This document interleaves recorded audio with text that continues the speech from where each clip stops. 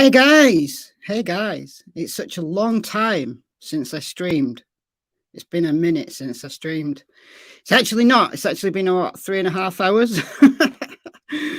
Oh dear. For those of you who missed me this afternoon, my time, I did a stream on the Quentin Simon case over on Michelle Walks. So if you're following the Quentin Simon case, do go and check that out. But welcome everybody. There is about 1 million people live streaming at the moment, so I might not need slow chat to be on. We might not get too many people in, but that's okay. That's fine. So there was a little bit of confusion. I checked my chat, I don't know, about 40 minutes ago, and there was a little bit of confusion about when the press conference starts. It starts in half an hour from now, which is 1 p.m. PST, or 9 p.m. my time, and I can absolutely prove to you that it hasn't started. There it is. I've got it loaded up already. It's being streamed on the University of Idaho's page. So if you want to go and watch it straight from them, then I won't be sorry or whatever, but they hide their chat, so you can't chat, but you can chat here and you can say whatever you want here, within reason, obviously.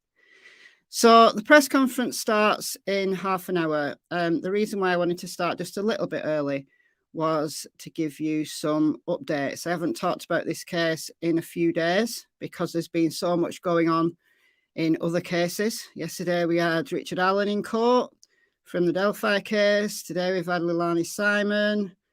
Oh, who knows? We've had all sorts. We've had the Michael Vaughan case.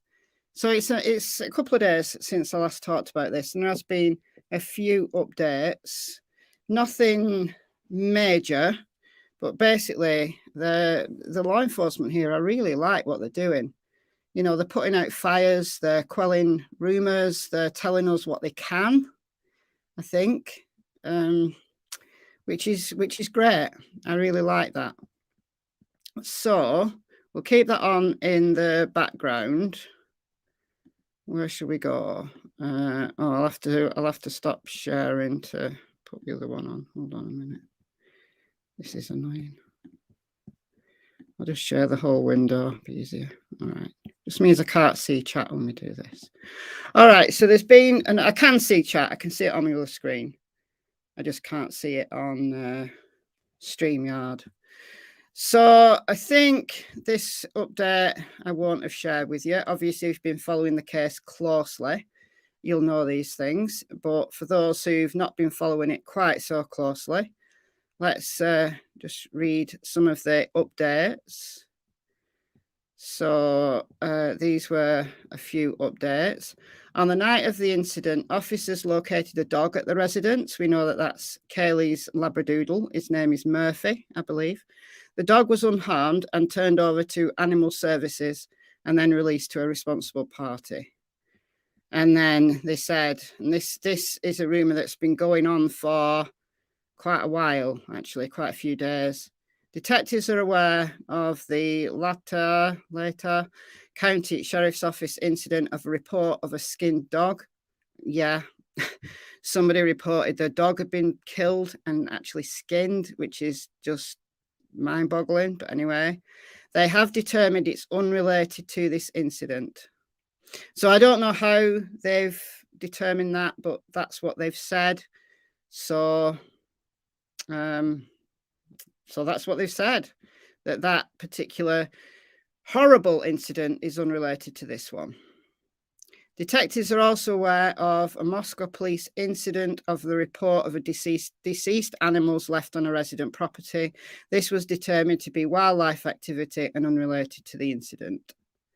So then they just give the details about the press conference. There's been this was this yesterday? This was yesterday. There was a call from, I've got the whole call here. Yeah. So this was from Monday, just before 5:15 p.m. last night. 911 received a call reporting suspicious activity on Blaine Street. A female caller caller informed the dispatcher she saw a male in the front passenger seat of her vehicle when she opened the car door. Female who was with her sister slammed the car door and ran screaming to the car and called 911. So neighbours came to assist and didn't find anybody. Online reports created immediate speculation that implied there was a link to this incident with the ongoing homicide investigation. We urge residents to remain alert and vigilant. Additionally, we remind the public and media that investigative releases of information will be through official channels. But what they said was officers closed the incident as unfounded, which sounds a bit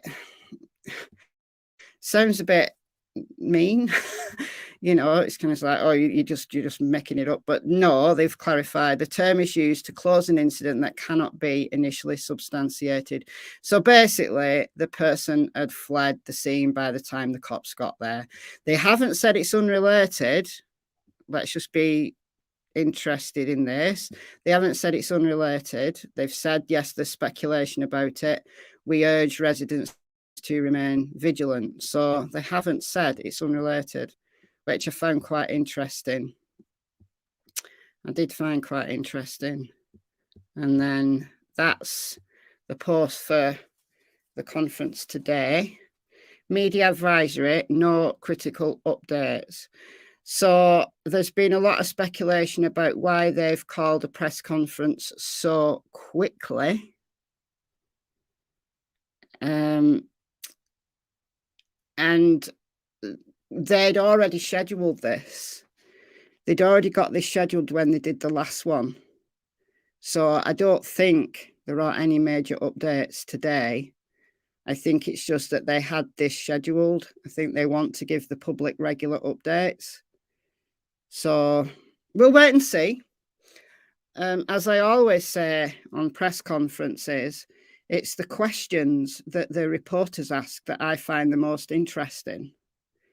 And I certainly felt that. I remember saying that after the last press conference, which was when? 3 days ago, I think. Oh, the time just gets away from me. And honestly, I think the way that they answer the questions can be very telling. And they obviously don't know what they're going to be asked. And it can be very interesting. Now, one thing that I've seen a lot of speculation about still, in just looking at people's chats, comments left on videos, comments left in my Facebook group, comments on Twitter, is that they've still not cleared Jack Kaylee's ex-boyfriend. So it's true that they've not written down that they've cleared Jack.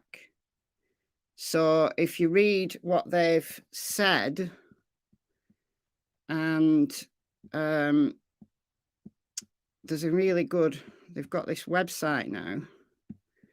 This website, have you seen this? They've got this website. So it's on their City of Moscow page. They've got a whole kind of section for the murders now, and they're putting all their information on that. And I like this. We've got some frequently asked questions here. So what information can I trust? Official sources. Are there any suspects? No. I don't know how often this is updated. It doesn't say when it was last updated. But anytime there's a crime against a person, there is a potential danger to the general public. However, detectives believe these murders were targeted. So they've consistently said that. However, detectives believe these murders were targeted. As always, stay vigilant. Who made the 911 call? So friends did. Friends were called to the house, and it was one of the friends that made the 911 call. But multiple people, multiple friends. Electric, you're watching 3 streams at the same time. I've tried to watch 2 streams at the same time, and I'm too distractible. I'm too distractible to concentrate on any when I watch two. Okay, so they're still looking for surveillance in the same place. They do have a map on Facebook that kind of these are the boundary streets. Don't really mean much to us if we don't live in the area. Now this, who's thought not to be involved? 2 surviving roommates. Male in the grub truck surveillance video. So that's hoodie guy. Private party driver who took Kaylee and Madison home. And then none of the individuals at the residence when the 911 call was made. So, so people are speculating, why has Jack not been cleared? Now, I don't know why, but he did say, the cop did say, when he was answering questions in the last press conference, one of the reporters asked him, and I'll get it up actually. I'll get it up. I'll open a new tab and I'll get it up.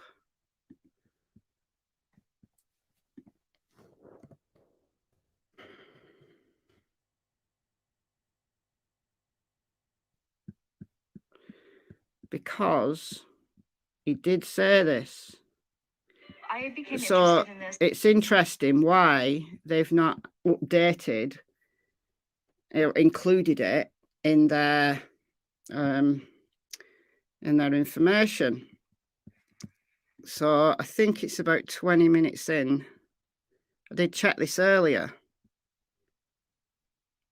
Let's just start from there. So it's only like a few seconds that we need to listen to. Let's start from there. When we get ready to release that, we will. Hi, Christina Corbin with Fox News. The male subject whom the women called, has he been ruled out as a suspect or person of interest? Everything that we have taken from those calls, we have followed up on, we've cleared, and we believe that there's no connection there. So he says, I don't believe there's any connection. So I'm not sure that he understood the question. Thinking about it, he said, we've taken everything from those calls and we've cleared and there's no connection. So he didn't state a particular person, but neither did the reporter. So I hope that a reporter asks that question today. That's right, Helen. He doesn't give a yes or no answer. He says, doesn't believe that there's a connection. So when I listened to that, I took it to mean that Jack has been cleared because he's got no connection. But I don't know. I don't know now because of of why they've not updated. Like I said, there's no date on this. We don't know when this was updated. But we know that it is up to date because they've included they've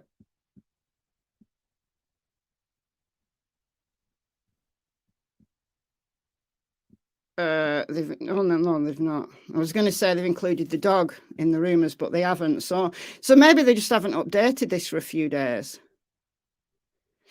So ID of 911 call has not been released. Investigators are aware of multiple phone calls from victims Madison and Kaylee to a male, so they're aware of it, but they've not cleared. They've not cleared that person. They're aware of it, haven't cleared him.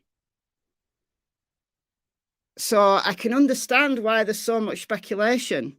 Now, I'm not saying that Jack did it. I know a lot of people are. I don't have enough information to be able to say I think it's him. I don't know anything about him or what relationship he and Kaylee had. And the other thing that leads me against him against thinking it's him is that Kaylee's family are standing by him. They're really standing by him. And I hope that their trust hasn't been betrayed, but they are standing by him. And obviously they know him a lot more than any of us do. So we know that was clarified a few days ago. We know that the dumpsters was done a few days ago. Local businesses were contacted. Currently no suspects in custody, no weapon has been located. So we know all of that. Oh, they have got the skinned dog on. So this is new. So this has been updated in the last 24 hours. This has been updated. So it's very interesting. That's all I'm saying. Very interesting.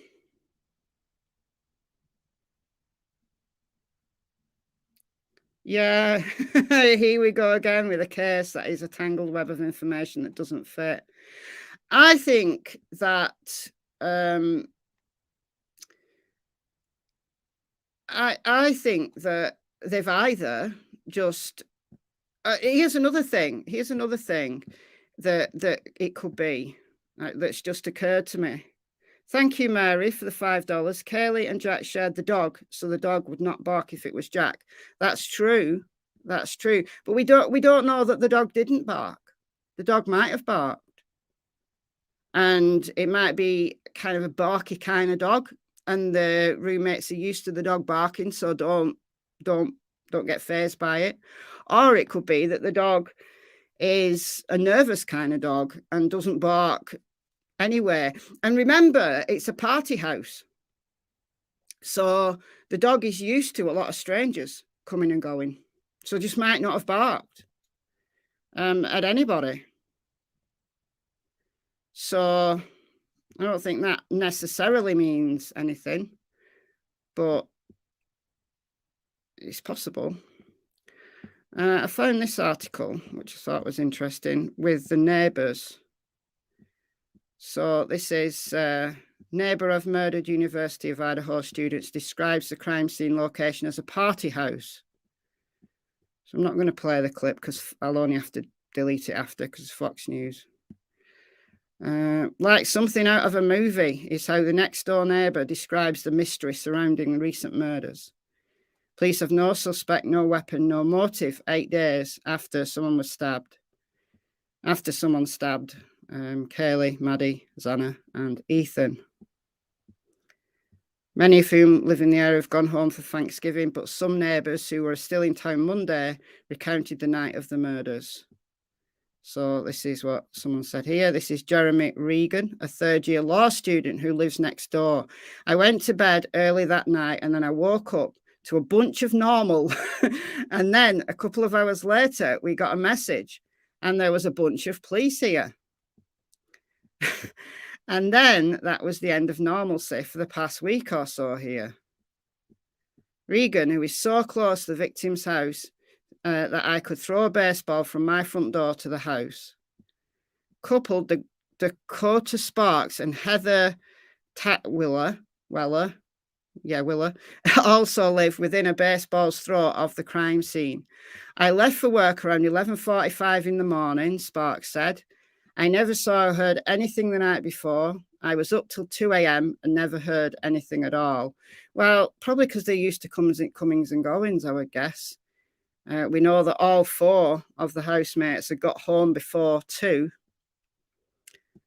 So police say that Kaylee and Maddie returned home around 1:45, getting a ride from a private party. And then Ethan and Xana returned home around the same time, coming from a fraternity party at the Sigma Chi house just 1.5 miles down the road. 2 other roommates were already home sleeping by 1 a.m. And then we've got the 911 call at 11:58. I was at work and the only thing I heard about it was like the unconscious person, Tetwiller said. Then I didn't realise it was more severity till I got home and could hear the clicking of the cameras. Neighbours say the house was often busy and loud. It's just been crazy how quiet it's been. There's always gathering, always music going. Regan described it as a party house. There were parties, they were kind of loud. I would take my dog in and out to go to the bathroom. I would just be walking by, I would look up and I would see people in the windows almost every night, possibly 4 or 5 nights a week. There was a lot of people that went into and out of that house pretty frequently.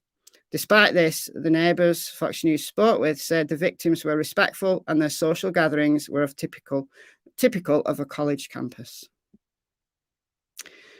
So, yeah, there's that. There is that. Susan, thank you for becoming a member. Welcome to the Secret Agents Club. Welcome, welcome. All right, so we'll get rid of the rest of the windows now. Oh, I'll just show you this. They've had a dog out doing some searching. Now, in terms of dog searches, obviously, they've never needed cadaver dogs. Never, for obvious reasons. Live tracking scent dogs, so tracking a particular person wouldn't be very much use because they don't know who the person is. So bringing in a dog a few days afterwards can be useful, and it looks like the dog's going around the perimeter. So it could be dogs looking for blood. It could be dogs looking for discarded items. They still haven't got the weapon. So they could be looking for the weapon being hidden. I doubt they'd hide the weapon on the premises, but you never know. The sheath from the weapon, even. It's a fixed blade knife. It might have a sheath. Or anything else that they dropped accidentally out of their pocket. Anything at all that a dog might be able to find that a human might miss. So they have had, because I know I've had some comments asking if dogs have been there. That's why I thought I'd show this, just for the sake of completeness, really, because dogs immediately on scene, not really much use in this situation, not a good tool in this situation. But when they're looking for discarded items or looking for, you know, specific things like blood, then dogs are good for that. So there we go. So I'm going to get rid of these windows now. And then I'm going to reshare my screen so I can share it off the tab. And then I can mute out. And if the dogs bark or the cats meow, it won't bother you because I will be sharing it. What am I doing here? Doing it wrong. I'm doing it wrong. I'll be sharing it from the tab, which means I don't share my audio with you, so you don't hear my background noise. The dog is smelling for adrenaline. Days after, I don't know.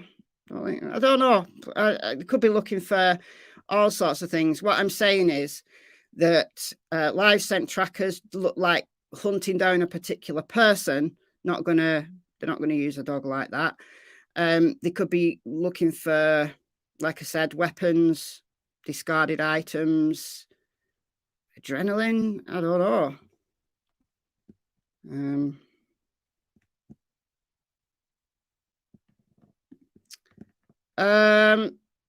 It can be very quickly.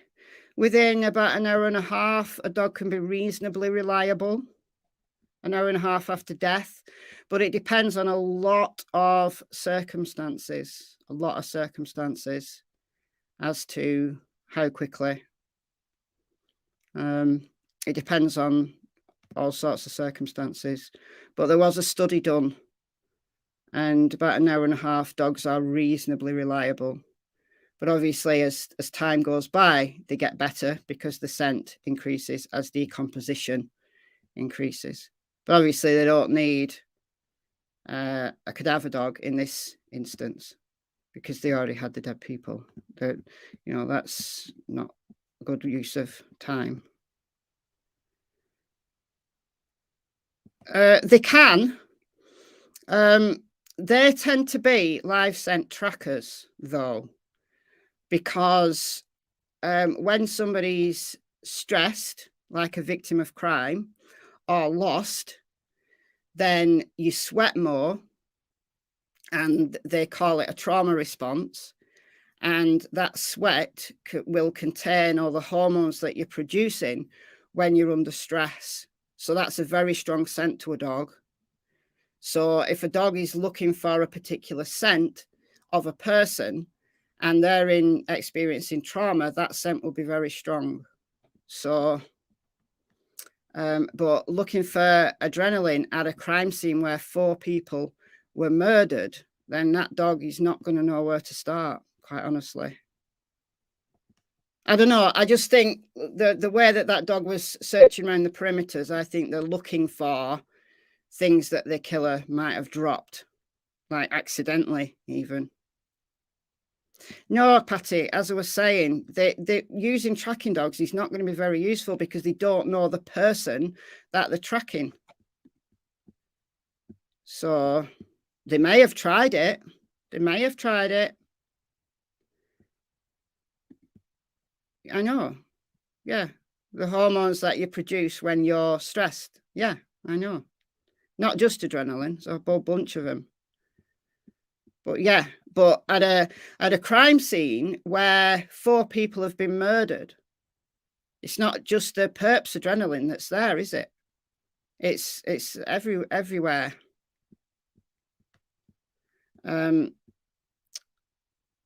So yeah.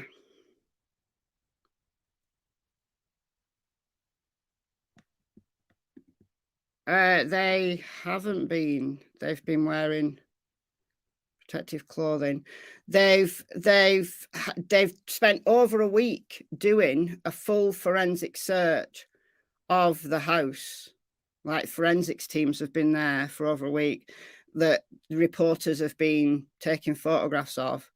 And then they've done an extensive search of the property boundaries. They've done experiments. They've seen like officers running around. So I think now that crime scene will have been processed. So they're now bringing in, they've got all the processing done.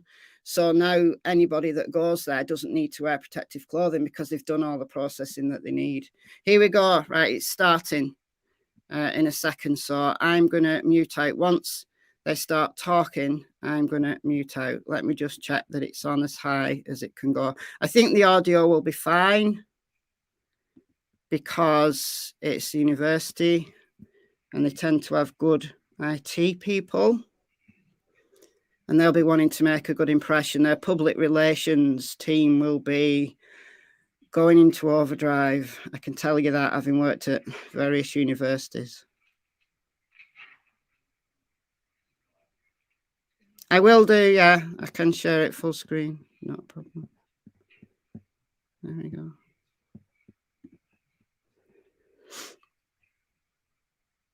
Yeah, the uni channel is live. This is it. This is it right here. Like I said, I'll mute out as soon as they come to the podium. I'll mute out. So let's listen really closely to every single word. Right, going to mute out now. You guys know that there will be a question and answer time. We're going to try and extend it today to be a little bit longer, so that way more people have the opportunity to ask questions. We have a gentleman who will be passing around a microphone, and he does not know what organization you're from, and so so it's purely random. So please keep questions to 1 or 2, and we'll try and get to as many people as possible. So thank you.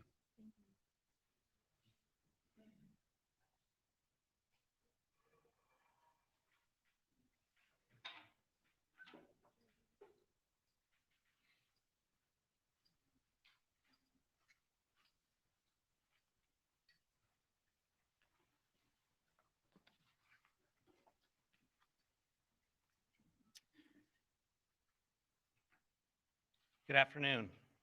My name is Chief James Fry with the Moscow Police Department. Joining me today is Captain Roger Lanier with the Moscow Police Department, Moscow Deputy City Supervisor Tyler Palmer, Colonel Kedrick Wills of the Idaho State Police, University of Idaho President Scott Green, University of Idaho Dean of Students Blaine Eccles, and Latah County Prosecutor Bill Thompson. We are thankful for all the tips and leads the public has provided in Ethan, Xana, Kaylee, and Madison's murder investigation. No bit of information is too small, and every tip will be pursued. So far, this information has helped investigators build a picture of the areas of interest and the relationships these four had with each other and our community. We still believe there's more information to be gathered, which will continue creating a window through which we view this case. We all want to understand why this happened and what drove someone to do this. The families of those involved and our entire community deserve to know. We ask anyone with any information related to what happened with these four who are in our community, their interaction with others, and whether they expressed concern or commented about someone or something strange, to get that information to us. Even if you don't believe it is relevant, investigators will review and determine if and how your information builds the picture. Sometimes what a video or picture doesn't show is equally as important as what might be there. Information on how to submit tips and updates on the investigation can be found on the Moscow Police Department webpage. We continue moving forward to understand why this occurred in our community and seek answers to bring justice for the victims and their loved ones, because they deserve it. I personally want you to know we care, and we will continue to work hard to get these answers for these individuals. At this time, I'd like to introduce Captain Roger Lanier for an update on what we can currently share about this investigation.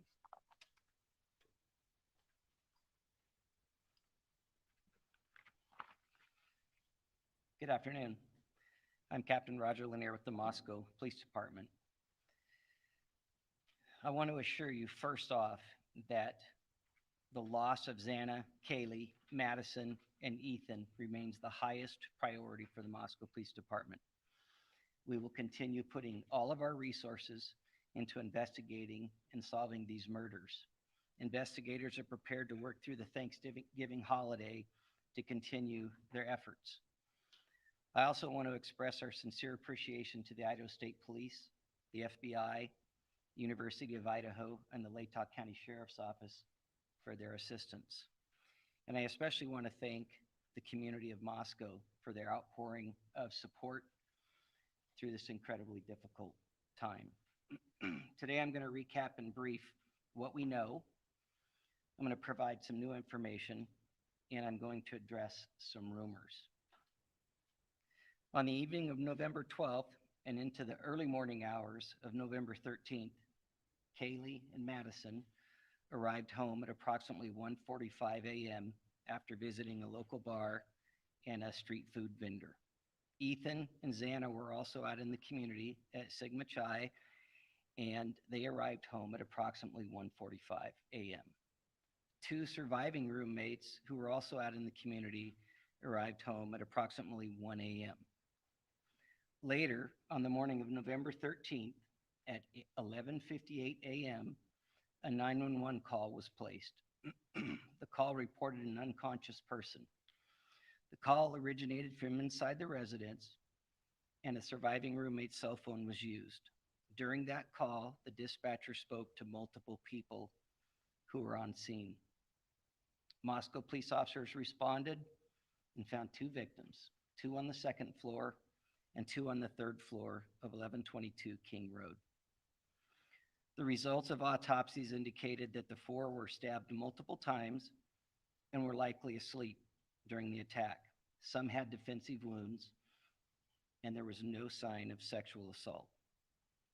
We do not believe the following individuals were involved: the two surviving roommates, the male seen in a grub truck video circulating on the internet, a private party who drove Kaylee and Madison home, any of the individuals who spoke to the dispatcher on the 911 call.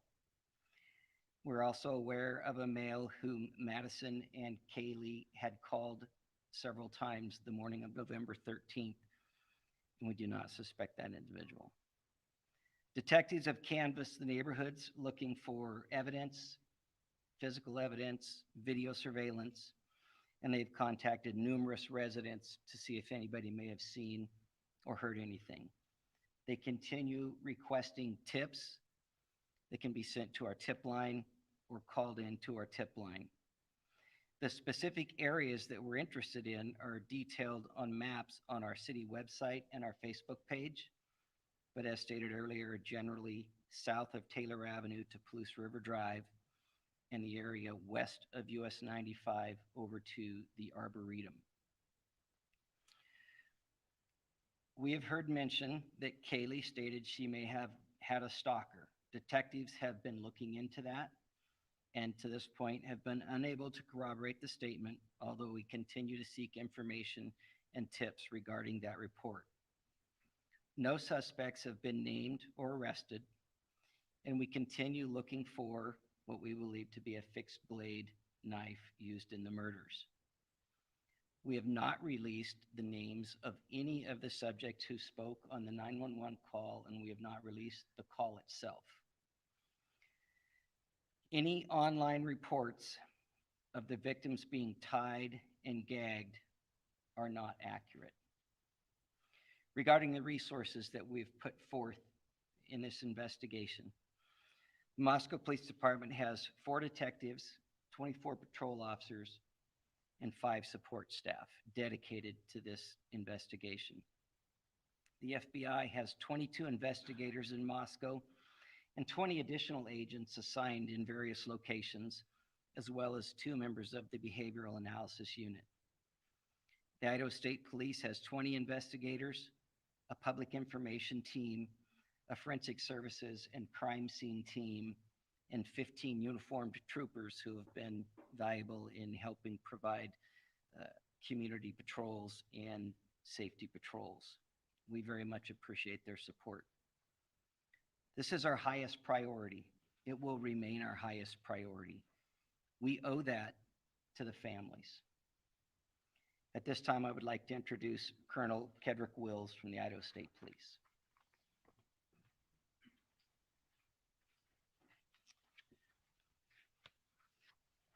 Thank you, Captain, and thank you for those that are in attendance today for your attendance. We really appreciate this.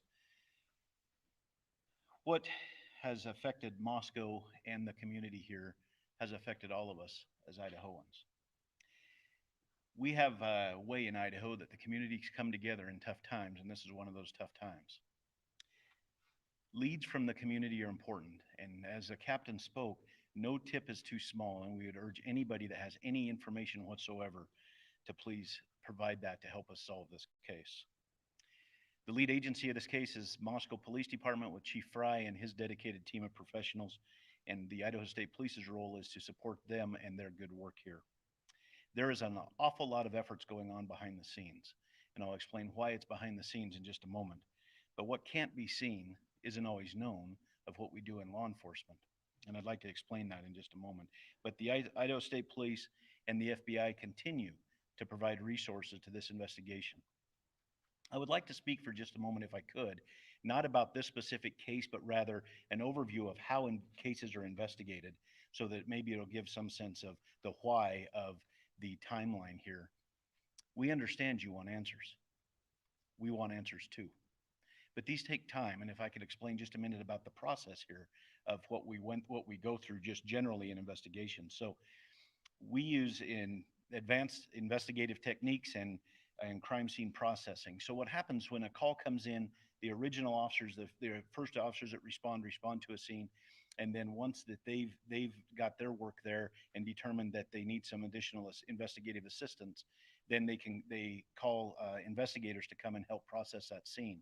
And oftentimes it requires a forensics team to help process that scene. And when I say process the scene, what we're looking for any evidence that may help us to be able to find the people or person responsible for what we're seeing. And so we're collecting biological evidence, we're collecting latent evidence, whether it's shoe prints or tire marks or anything like that. We're trying to collect that evidence. We're trying to we do that through photographs. We do that through 3D mapping to be able to map the scene. We identify and we mark evidence, and then we collect that evidence. And then we look for any evidence that we think may be helpful. And once that is done, then we package all that evidence up and we send it off to forensics laboratories to be analyzed to see if it can help provide clues of what's happening. All of this takes an immense amount of time.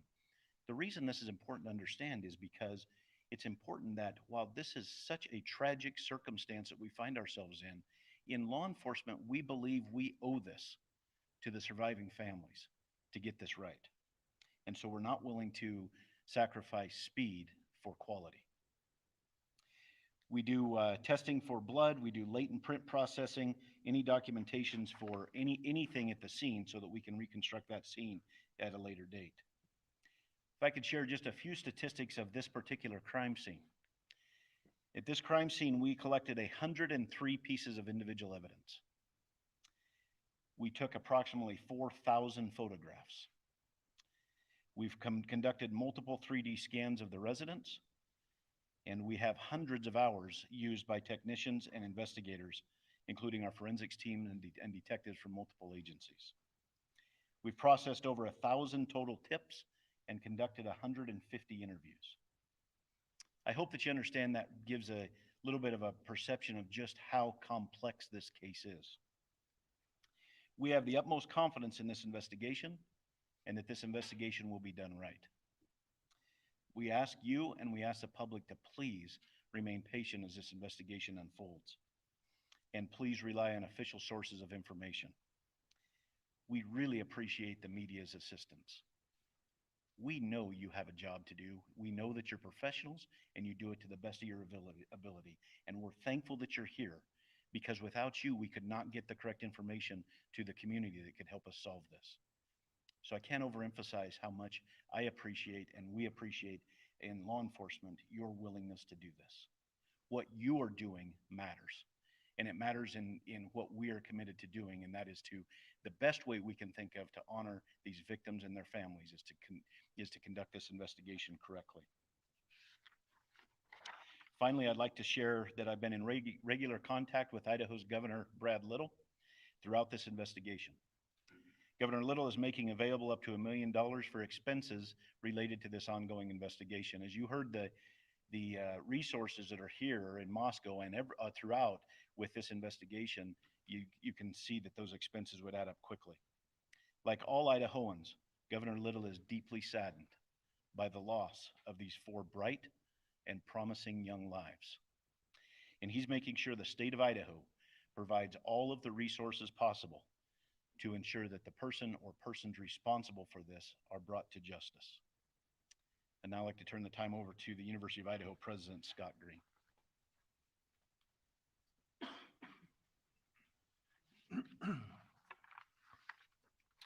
Good afternoon, I'm Scott Green, President of the University of Idaho. We deeply appreciate the kind words of support we have been receiving from our alumni and friends, as well as many others who may not know us but have taken time to reach out. People are donating to the victims' GoFundMe pages and the Bruce Pittman Fund for students in need, and they're buying personal devices for our students and continuing to look for other ways that they can help. This is what it means to be a vandal. In the last 24 hours, we have sent updated communications to our students, employees, parents, and alumni. And in those communications, we discuss campus security, services available to our students and employees, our plans for both remote and live instruction to close the semester, and our plans for a candlelight vigil on November 30. All of this is available on our website. We all want swift justice and continue to work with law enforcement to aid them in any way helpful to their investigation. As the investigation continues, we will better know how to proceed in the new year. We will endeavor to find the balance among safety concerns, the need to grieve, and the long-term needs of all of our students and employees. Through everything we do, we will keep Kaylee, Madison, Xana, and Ethan, as well as their families and friends, in our thoughts and our prayers. Thank you. I'm sorry, I need to introduce Deputy City Supervisor Tyler Palmer. Tyler, sorry.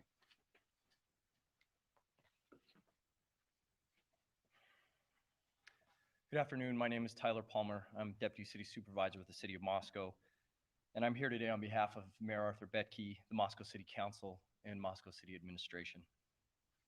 The loss of Kaylee, Madison, Dana, and Ethan has sent an overwhelming, palpable wave of grief, confusion, sorrow, and anger through our peaceful community. Mayor Betke, with the support of our City Council, has instructed staff to marshal all necessary resources for our law enforcement professionals as they diligently work to assure the safety of every member of this community and find the person or people responsible for this. The outpouring of support, kindness, and genuine empathy locally and even globally has been a humbling reminder that those who want to help far outnumber those who want to hurt. And we take some solace in that. To all of you who've reached out, sent letters and cards, provided food for those working around the clock on this investigation, and offered other resources, we thank you sincerely. These continued acts of charity and humanity remind us why we live in this tight-knit, caring community. The City of Moscow is committed to seeing this investigation through to a successful end and will continue to dedicate whatever resources are necessary for that effort.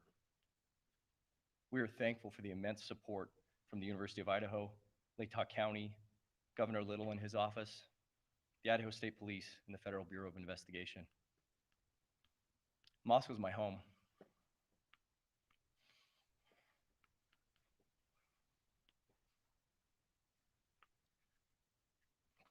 And I know we won't be defined by tragedy, but how we respond to it. We mourn the loss of these beautiful young people, and we will relentlessly pursue justice on their behalf. Thank you.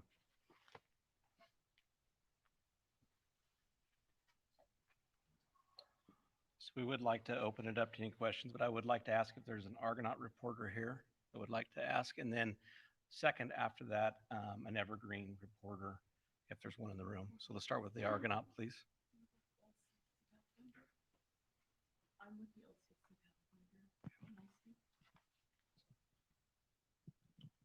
James Tormund Aldrich with the Argonaut. I have two questions, if that's all right. Firstly being what the police presence is going to look like after Thanksgiving break and how long that's going to last. So I'll go ahead and answer. The police presence is going to be very heavy after the break. We have Idaho State Patrol that will also still be in the area, and you'll see a high impact of patrol officers and troopers, as well as Lake County Sheriff's Department personnel in the area. And then secondly, will there be any possibility of the release of the 911 phone call, even in transcript form? Not at this time. That's part of our investigation.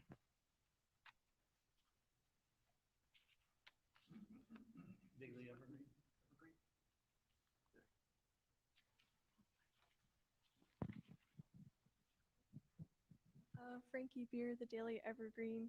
I guess the Moscow PD press release mentioned looking into hundreds of pieces of information about Kaylee's potential stalker. I was wondering what led you to believe she did have a stalker possibly, and why those pieces of information haven't come up with conclusive results. I'm actually going to let Captain Lanier answer this question, okay? Thank you, Chief. We obtained information through some of our interviews that Kaylee had made some comments about a stalker, so that's where that came from. We have followed up looking at specific time frames in specific areas of town. So far, we have not been able to corroborate it, but we're not done looking into that piece of information.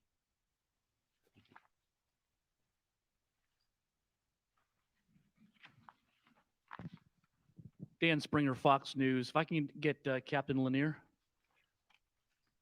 Sir, why not tell the public who the target was? You've said that this was a targeted attack. Why not tell the public who was targeted? If it was multiple people, it would go a long ways to telling the public what you're looking for and who you're looking for, the type of person you're looking for. Why not do that to alleviate some of the fears out there in the community? Well, first and foremost, we have the integrity of the investigation to preserve.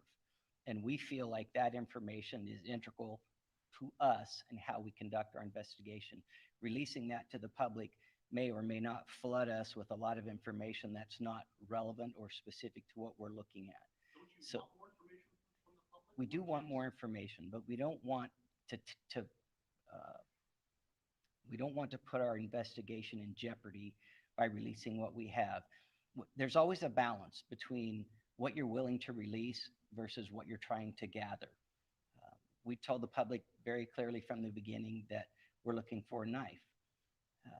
We've told the public very clearly from the beginning that we believe it was a targeted attack. I mean, to be honest, you're going to have to trust us on that at this point, because we're not going to release why we think that.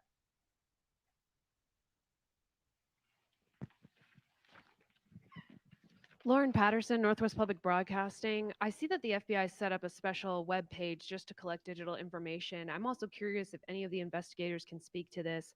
Curious if the Wi-Fi hotspot has been tapped at all. It's possible if the suspect had their phone on them, it may have pinged off the Wi-Fi in the residence. Has that been checked on at all?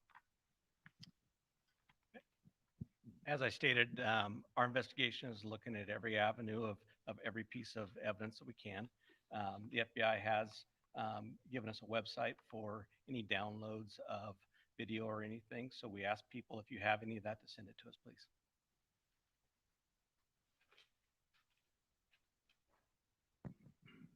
Thank you. Natasha Chen, CNN.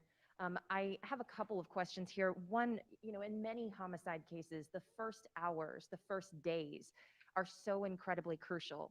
Now that we're moving into a window that's further and further away from the incident, does that concern you about the ability to arrest a suspect, or do you have information that you simply can't share with us that makes you confident that you're close to solving this? I'm going to have the Colonel step up and address that, please. Well, thank you for the question, and I would like to address it a little more globally than specifically, a little more globally here. Yes, as time goes on, I mean, we're time past the initial calls for service and the initial crime. However, we also, as time goes on, are able to process the forensics evidence, any forensics evidence that we may have collected, and so that helps us. And we're also able to process the tips that continue to come in, which may help us. And so, while time in one respect is not beneficial, in another respect it is, because it helps provide us with that whole picture of with all of the information that we're gathering, whether it's evidence or tips or any other information that we're gathering, it may help us to provide a clearer picture. And so it may help answer those questions that we're seeking as well.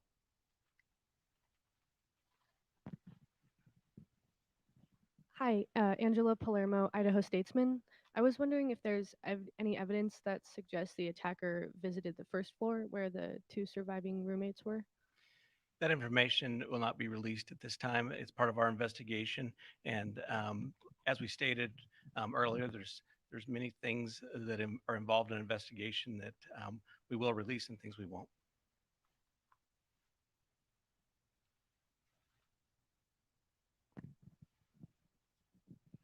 Good afternoon, Ashley Soriano, Fox News. I have two questions. Have you considered the possibility of a murder-suicide? Is that something that you guys are considering right now?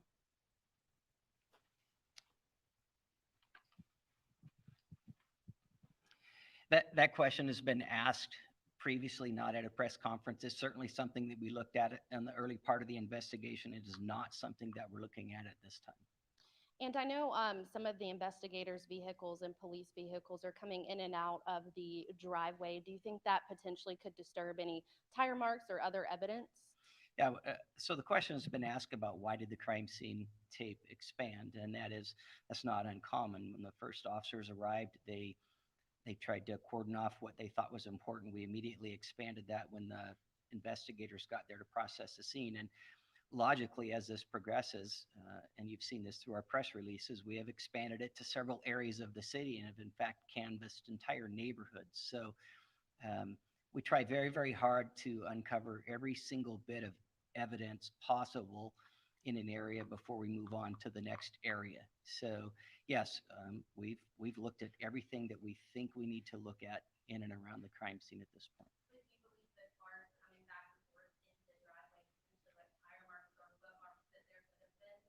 Well, it's a gravel parking area, so it would be hard to say that.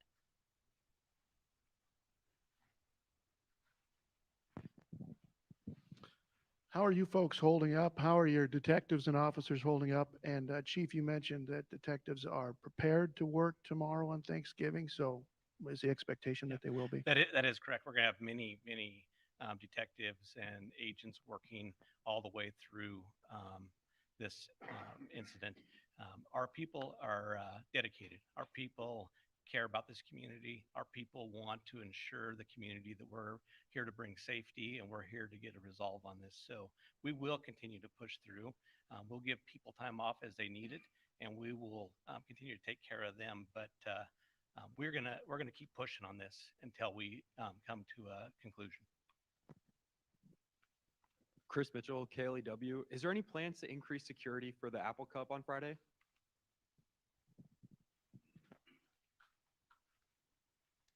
I can't speak to what's going on in the state of Washington. I can only speak to what we're doing here on the campus of the University of Idaho in concert with President Green and his team.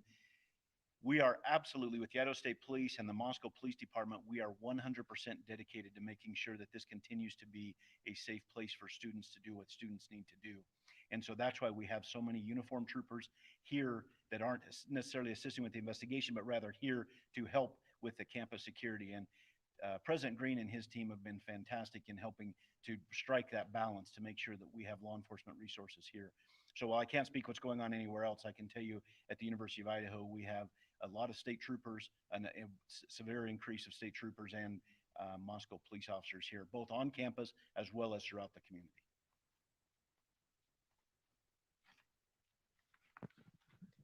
John Capel, ABC News.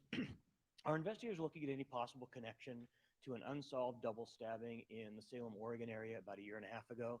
Specifically, 2 people stabbed in their home in the middle of the night, long knife, no suspect at this point. One died, one survived. I think we're looking at every avenue, and we have other agencies reaching out to us with other cases and stuff that we are doing follow up on, and we will continue to follow up on those. Are you aware of that case? I actually had a tip come in on that case, and I forwarded it to our tip line. Okay, one more question. Can you confirm the bodies have been released to the families or are being so released today? I believe they have been released to the family, and I know that I believe one of them has already had a funeral.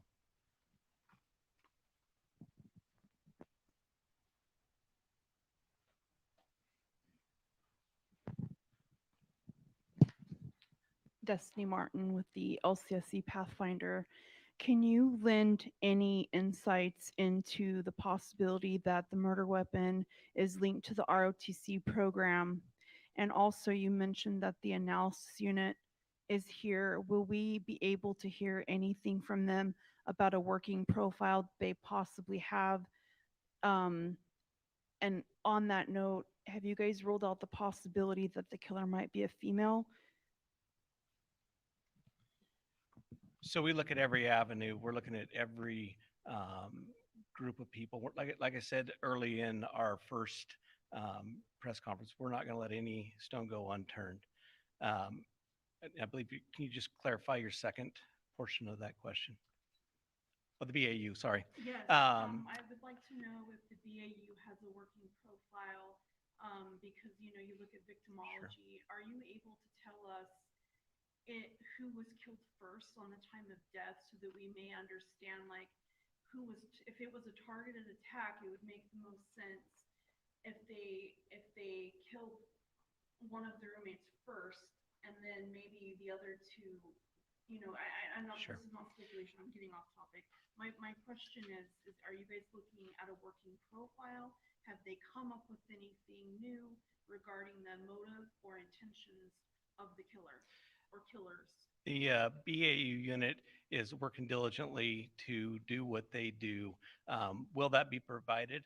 I'm sure that may be provided once the conclusion of this case comes together. But they are continually taking in information, reading reports, and gathering information for that. Good afternoon, Chief. Amanda Rowley with Crime 2. Seeing some speculation with some of the cars being searched this past week. Wonder if you can squash some of the rumors and that speculation. Is there anything you can share specifically on the white car out front, and then a follow-up for the university? So I'll have Captain Lanier go ahead and come up with that. Thank you.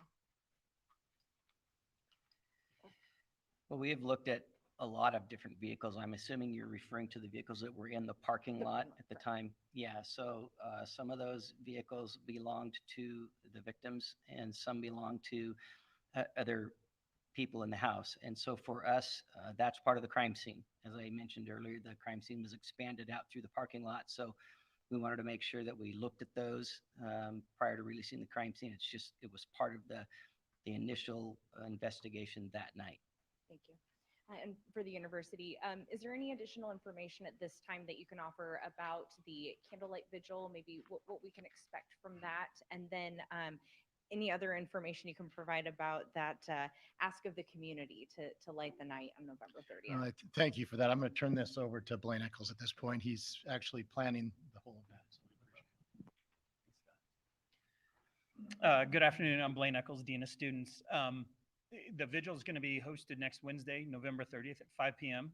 We have it scheduled for the administration lawn at the moment.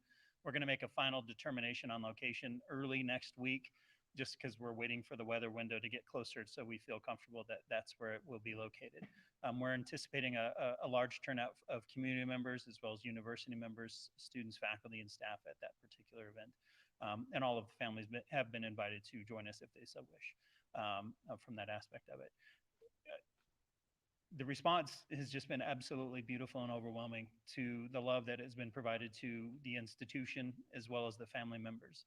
The Light the Night event that you're talking about, while I don't have a lot of details on that, is set to coincide at the same time, just so that people that can't be here in person as part of the vigil are going to be able to participate remotely as well.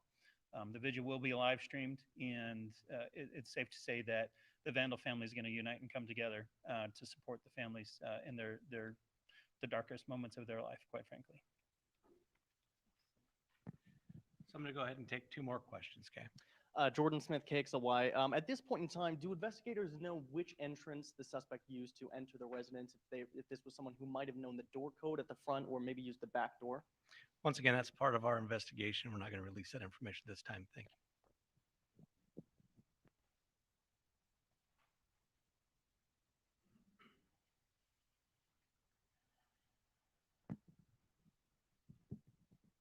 No, Baltimore News 8. You said this was a targeted event. You won't tell us why they were targeted. What should students do to prevent being targeted in the future?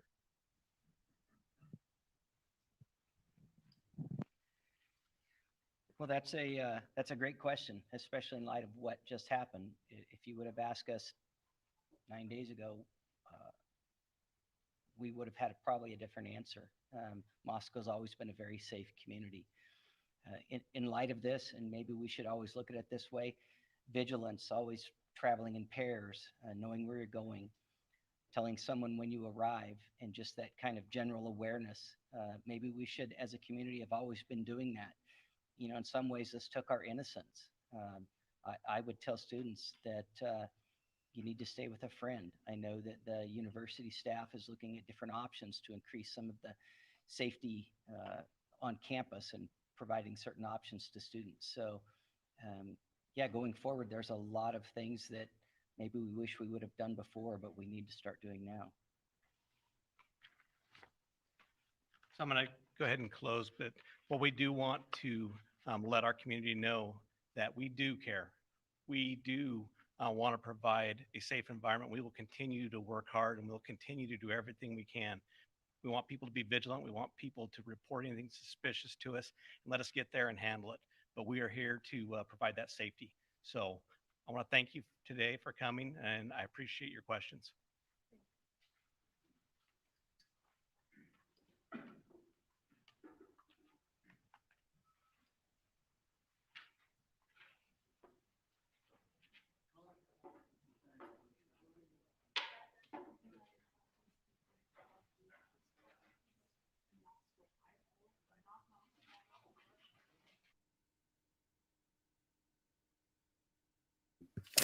There you have it, guys. There you have it.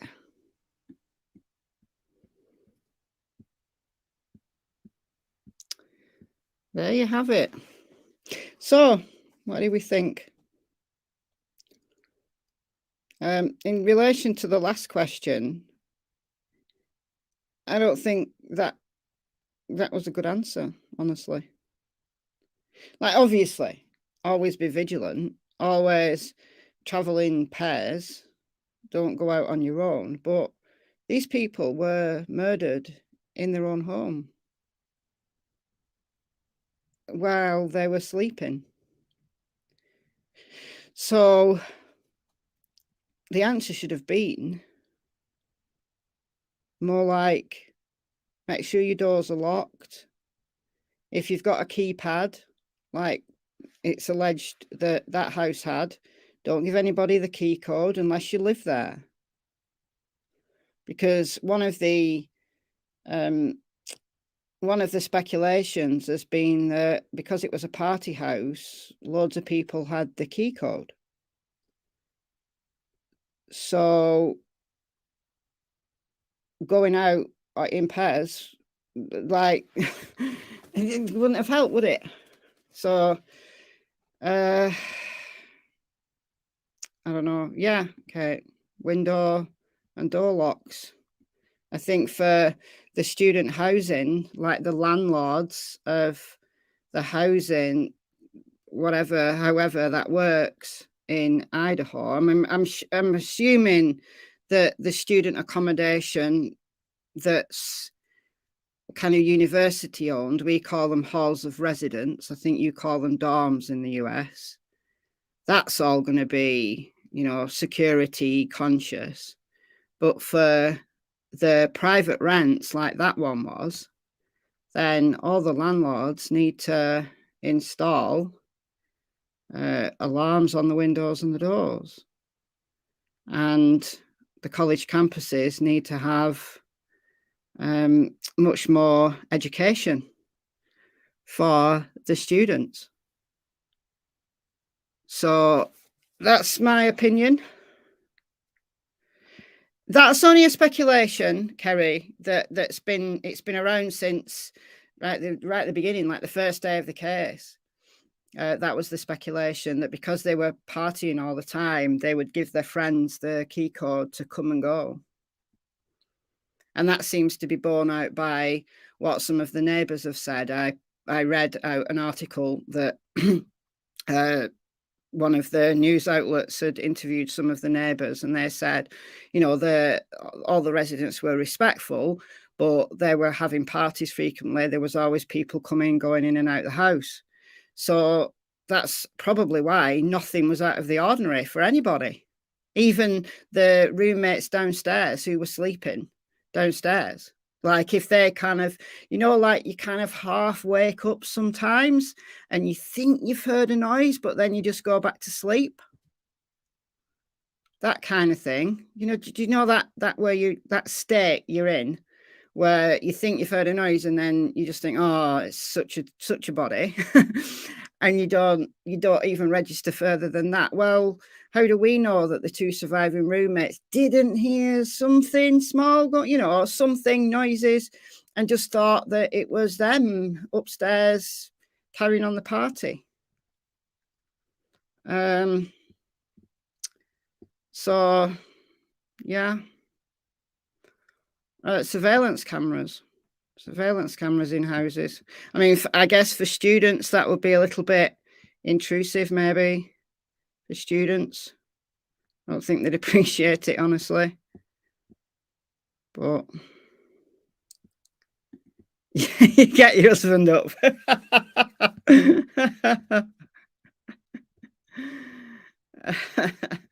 I've got dogs, so I'll just leave it to Tilly. I'll just sleep through it and leave it to Tilly. Wake up to someone's chewed hand in the morning.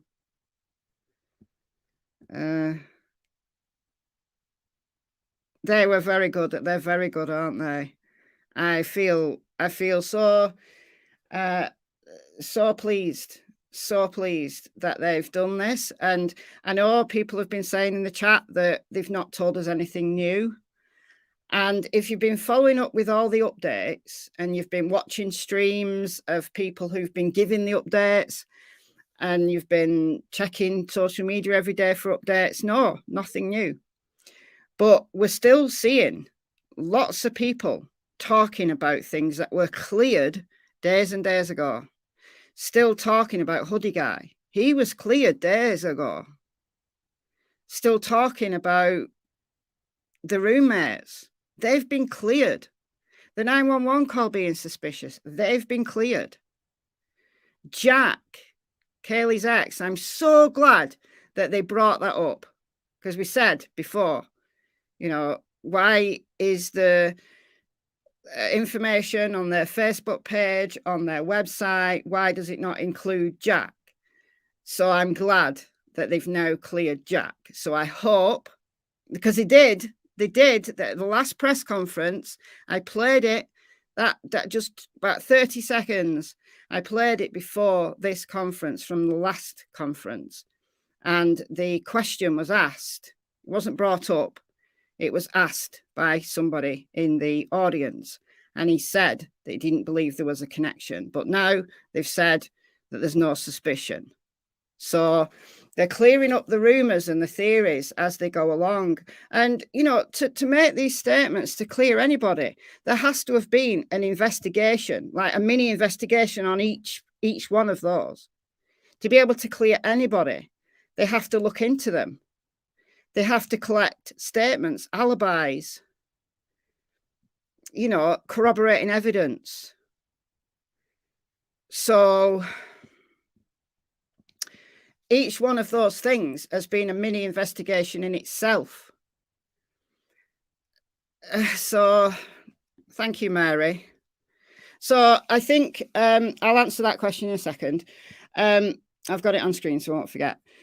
I think that doing this today has been helpful because it's brought everybody up to date. There will have been thousands of people watching this. Like there was about 750 people in my chat watching throughout the conference. It's dropped a little bit now, but that'll be a low number because there's loads of other streams going on and loads of people, thousands of people will be watching it directly from the University of Idaho website because that's the one that law enforcement have been posting. I know ICTML was live when I went live. Criminality was live when I went live. There was probably a multitude of others that went live at the same time as I did. There'll be thousands of people that have watched this, way more than will check their website or their Facebook page on a daily basis, and will still be continuing to peddle their pet theory, even though the cops have cleared it. So I think it's useful. I think it's really good. And I'm really pleased that they're handling this the way they are. Very pleased. So Mary's question, do we know anything about the roommate that was asked to leave last month? Have they posted any search warrants? I don't know anything about the roommate that was asked to leave last month, but I'm sure that the cops have looked into them. You know, at the beginning of this case, they made a statement that the two surviving roommates would be the key, and people thought that that meant that they were the key suspects, and no, it's that they will know way more than anybody else who goes in and out of that house. So if they've got anything to say about a previous roommate, I'm sure they will have been asked and those people checked out. So I'm just assuming that. I don't know, but I'm assuming that that will be one of the first things they did. Have they posted any search warrants? I don't know. They won't post any, they won't make public what search warrants they've done because that will be part of the investigation. Thank you, Mary, for the $5. Is it just you, or does it seem like Kaylee was considered the target? I think a lot of people considered her to be the target because of Jack. Because she's due to leave. She was due to leave this week to move to Texas, I believe. So if somebody wanted to murder Kaylee, that was their last weekend opportunity because she was due to leave Moscow.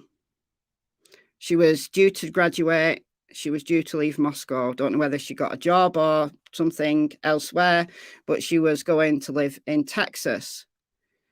So that's, I think, one of the reasons why Kaylee has been talked about more than any of the others. And then we have this, that she made 7 calls to her ex, Jack, and the fact that he hadn't been cleared properly, and now it's confirmed that he has been cleared. Her family have spoken out. There's been the potential that she had a stalker, but they've quashed that. They've said that they've looked into the stalker theory, and they can't find any information or evidence or link that they can find at this moment in time. So again, that's been another investigation within the investigation to try to find out whether there's any truth in the fact that Kaylee had a stalker. Maybe she did. Maybe she did have a stalker at one point, but that person maybe got bored a long time ago. Good questions, though. Let's pick some more questions. I feel like answering a few questions here. If I don't pick your question, I'm really sorry, but I just have to try to find some good ones. Let's have a look. She was due to graduate. She was due to graduate SSS. That's what I think. Maddie and Kaylee were a year older than Xana and Ethan.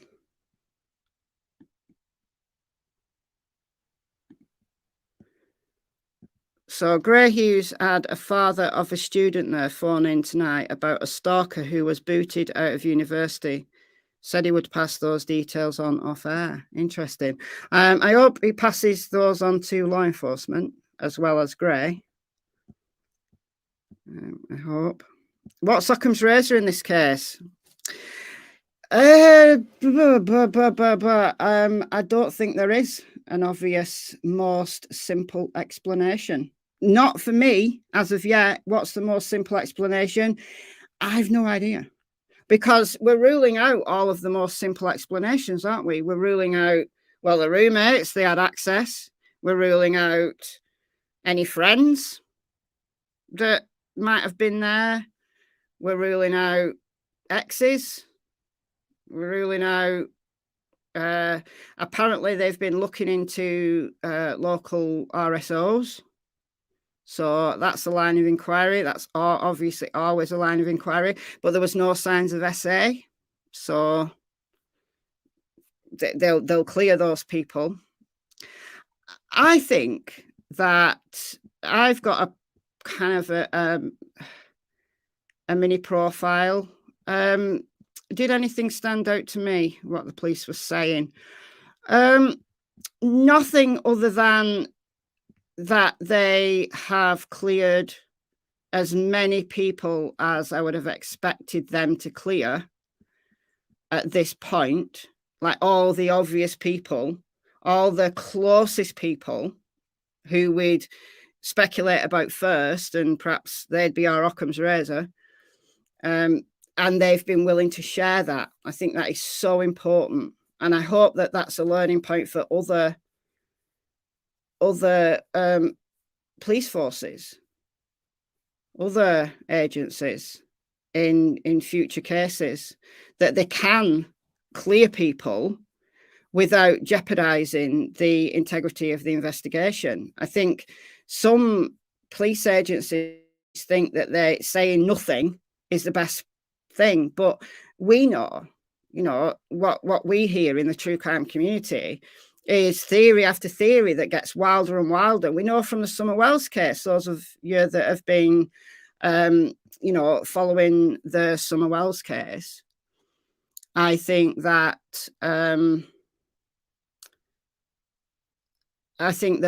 law enforcement there have fed into all the wild theories that have come out about Summer's case, and the not so wild theories, just the theories in general. They fed into them by not telling the public who they've cleared and just by saying everyone's still a suspect. Like, no, you know, you can't be a year and what, 17 months down the line, and every single person involved, however slightly in someone's life, is still a suspect. Come on, what have you been doing for the last 17 months? Of course they had to clear people. They have cleared people, or else they've not done any work whatsoever. And they've complained about social media, but yet they've done nothing to help the situation.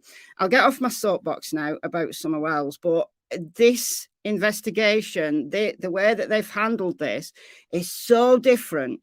And I hope that it's a learning point for all police agencies, police forces moving forward, that they can quell rumours, they can speak about what they can speak about without in any way negatively affecting the integrity of investigation. And it helps them in the long run because it quells theories and it stops 6 months down the line tips being called in based on a theory that they heard on the internet that was cleared 6 months ago. So it will help them in the long run. Not that I think that this will run for 6 months. I think the fact they've got, what did they say? 103 pieces of evidence from the scene. And they've took 4,000 photographs. I mean, all of that, they were there. The forensics people in their white suits and the gloves were there for over a week, inside and then outside of the home. So,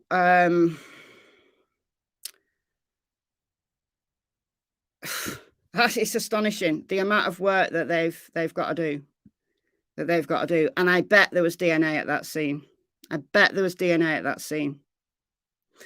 What's my mini profile? I think it's male. I think it's somebody that is known to them, but maybe not within their immediate friendship group. But I think it's someone that they may know the name of, or at least know in passing. I think it's someone who lives locally within, I'd say, 2 miles. I think it's somebody that either, I could be a psychic. I'll set myself up as a psychic. I imagine, the spirits are telling me this. The spirits are telling me that they're not really. The spirits are not telling me this. Common sense is telling me this, and a little bit of psychology is telling me this. I think that person has military training, or has done some kind of training with knives. I think they know how to use a knife. If they've not got military training, I think they're a hunter. I think it's somebody who is used to handling dead bodies. I think it's potentially someone who's killed before. If it's somebody who's ex-military, I think they've killed in the line of battle or in combat. Or it's somebody who this is their first kill. I'd be surprised, but potentially if it's their first kill, they have got a criminal profile already. Now, that doesn't mean to say that they've been caught. I would say that person may be domestically violent, maybe of partook in things like cruelty to animals, those kind of things. Just that kind of general criminality. But we know that most criminals have never got caught. I hope they have. I hope they do have a criminal profile that's known, because then once that's matched to the CODI system, then they've got them. But there's so many people who have criminal profiles, but who don't have a criminal record. But I think the military angle, I think, is important. So that's just my mini profile. I might be totally wrong, but that's my mini profile. That's the kind of person that I'm imagining when the spirits tell me. Not really. It's what psychology tells me. But psychology He's often not good at profiles either. So, do I believe that law enforcement have a person of interest, and do you think the suspect will be at the vigil? I think the suspect may well be at the vigil if it's someone known to the girls and Ethan. Having said that, if it's somebody who only knew them in passing and who's already got the thrill from the situation, they'll have no interest in them now. I think if their thrill was to kill rather than the aftermath of it, then no. But I don't know whether law enforcement have got a person of interest. I would imagine that they might have several in the people in their sights, but whether any of that will bear out, I don't know. Could have been hiding in the house. They could have been. They could have been. Can I show the food truck video, please? Why? I can do if I can find it, because I haven't got it on my channel. Because Hoodie Guy's been cleared. What's? I don't want to. Actually, I'm not going to show it. Why? Hoodie Guy's been cleared, and they haven't mentioned any of the other people there. So, not that they would. Because if they're looking at any of those guys, not necessarily. If he's got, I'm quite sure he'll have left DNA at the scene. Quite sure, because it was messy. I'm quite sure.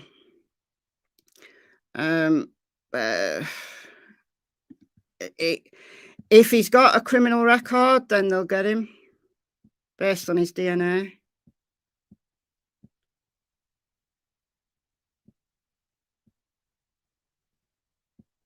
I'm looking for questions.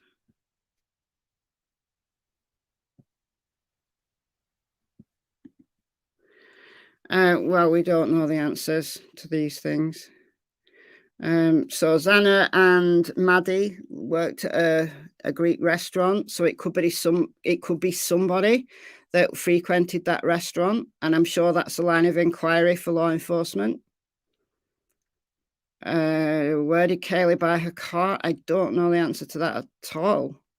I know she got a new car. Now, interestingly, but maybe irrelevant, the Instagram profile that I showed the other day, the Moscow Slayer, the Moscow Slayer, said that they were a car dealer. So maybe they put that because they knew Kaylee had got a new car.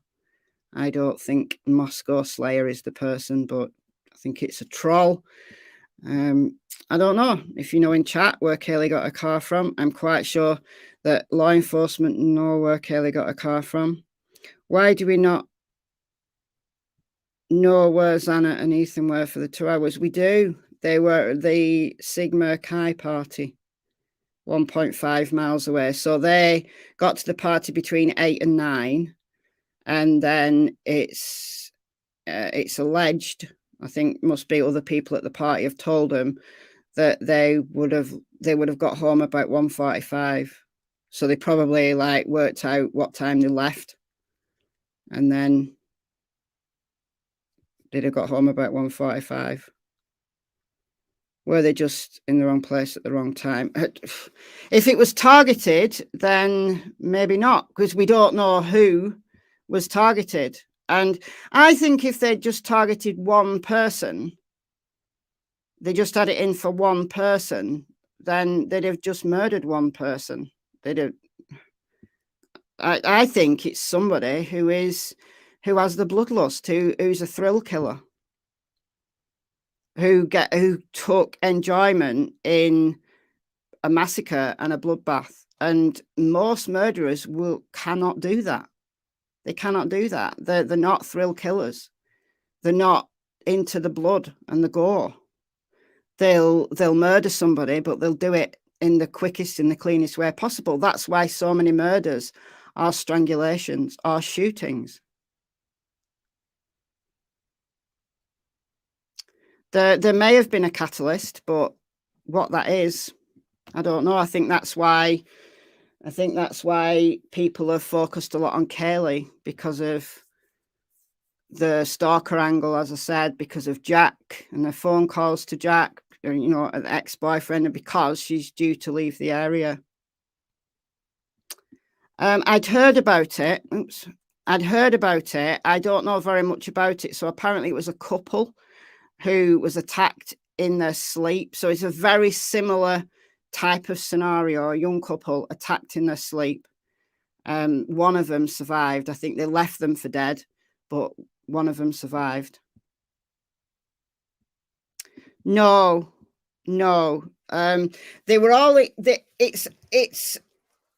the coroner said that they were all asleep, but we know that that's not quite true.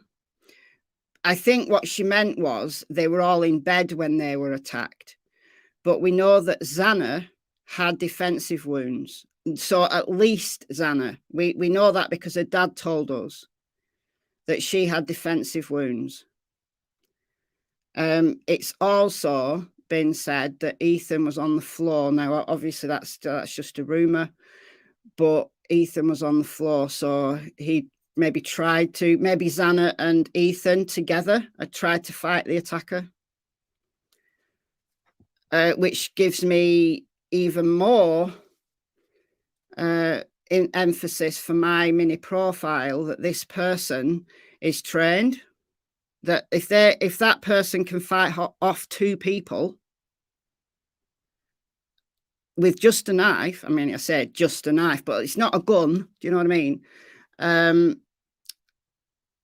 I know it's not the movies and that, but they've got to have a little bit of training, and somebody, maybe military training, martial arts training. I think military, because of the way that they've approached this, honestly.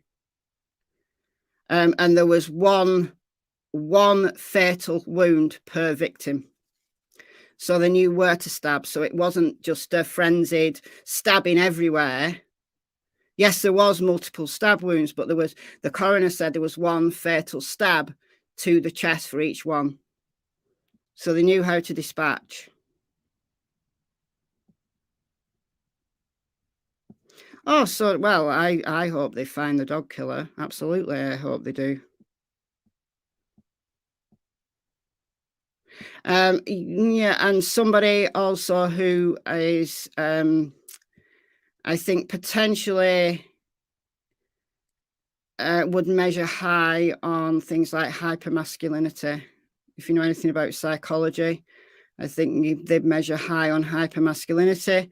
They probably measure high on narcissism, on what else?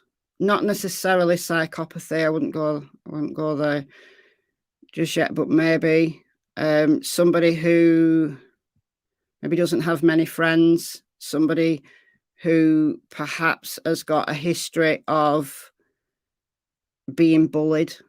And because quite often that can lead into hypermasculinity, misogyny.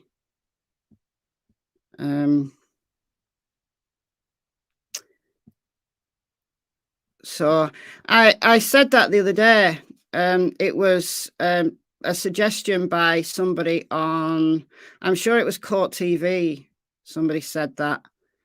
And I mentioned it the other day. I've gone less against that now, honestly. Having developed my mini profile, I've gone against that now. I think this was a lone wolf. It's possible. Anything's possible. We just don't know.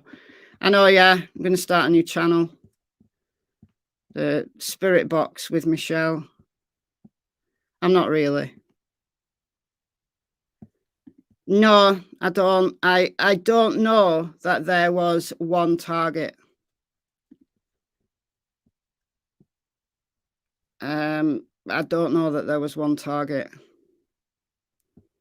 I think it might be that they targeted the house, like the occupants of the house.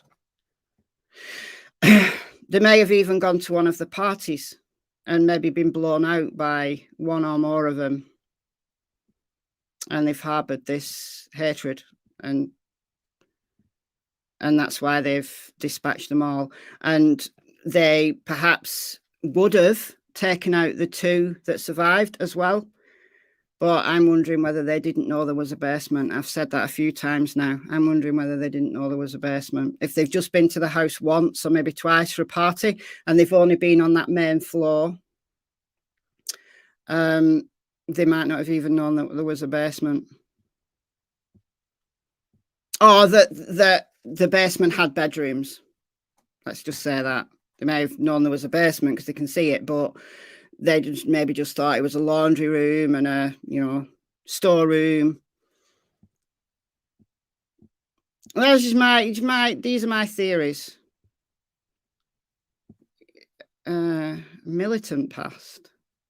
Do you mean military past or militant past? Do you think it's odd that Ellie won't confirm if the killer went to the bedrooms on the first floor? No, because only the killer would know that. Only the killer would know that, because the roommates might not even know that. So I think that's important for them to keep any piece of information that only the killer would know. They need to keep that back. Why would they need to keep that back? Because there's so many idiots who come forward and make stupid confessions.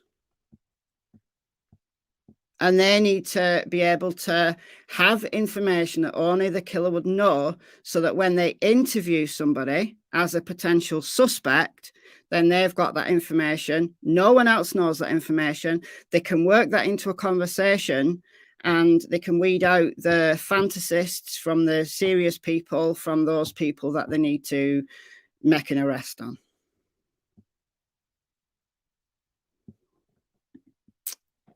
We won't know that, will we? Won't know that, will we? I do keep all my lives up, yes. That's true. They can use forensic genetic genealogy. It can take a while, though. It can take a while. So if it's somebody who's not got a criminal profile, as in a criminal record,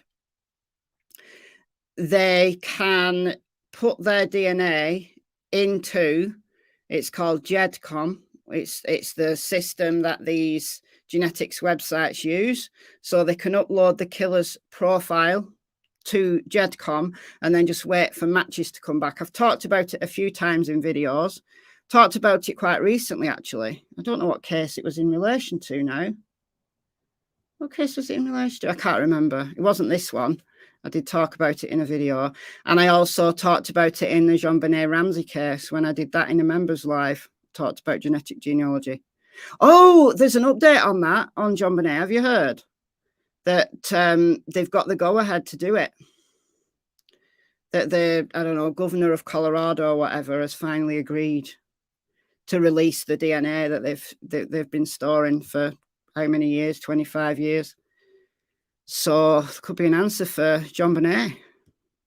But it does take a while, because these ancestry type websites and stuff, GEDCOM and that, they take a few weeks.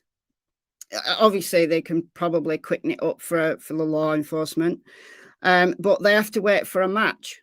So they have to wait for somebody to have a cousin, second cousin, brother, sister, whatever, to actually have uploaded their DNA to one of those websites.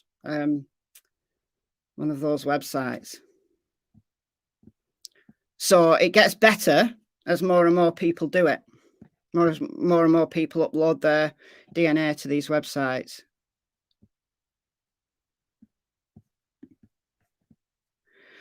That's another type of person who it could be. So somebody who is, as I said, somebody who is used to dead bodies. And along with that goes people who work in abattoirs, people who process meat, people who dispatch animals on a massive scale. We know they have a profile of being more likely to be domestically violent, to be distant in relationships, to not be able to communicate very well. It seems to be that people who favour that kind of job do it for a reason, because they're used to the blood, they're used to the fear in the animals, they're used to controlling large animals, they're used to using knives. So I would say that it's just as likely somebody who works in a slaughterhouse, who dispatches animals for a living, as somebody who's killed a human for a living. There you go, like as in a military person who's seen active combat. So there, yeah, that profile is along with all of the others. So that is a very good point. I've answered that question. Have I gone back in the chat? I've answered that question already.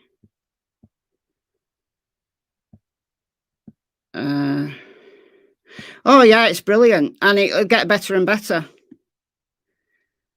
because now they can, K-bar knife, or somebody who has either had military training or who fancies themselves as some kind of military person, but actually dispatches animals for a living, maybe.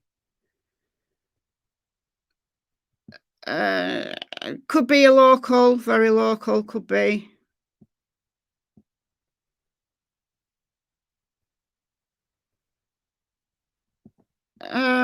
Well, we can only go by what law enforcement tells us, so.